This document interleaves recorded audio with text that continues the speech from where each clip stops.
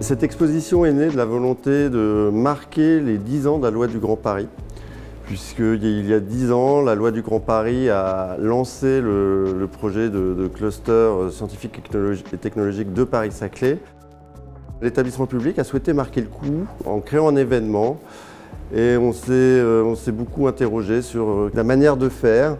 Et finalement, on a décidé qu'il pouvait être intéressant de faire un pas de côté un peu par rapport à notre métier d'aménageur et de réfléchir à comment on pouvait montrer ce territoire d'une manière différente, notamment avec des regards un peu décalés.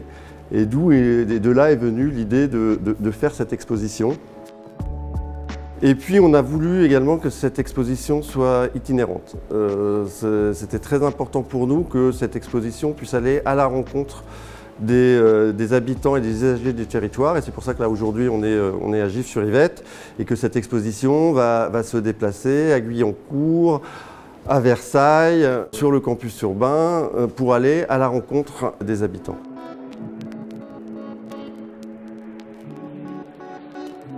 Cette exposition Paris-Saclay est un projet audacieux dans lequel s'est lancé l'EPA.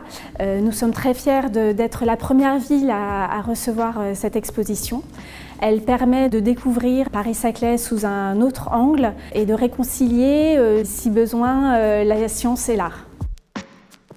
Le paysage permet d'illustrer la dynamique du territoire. Ainsi, on peut identifier les différents types de populations, les paysages variés de notre territoire ainsi que les styles architecturaux. Le château du Val-Fleury était une demeure du CEA.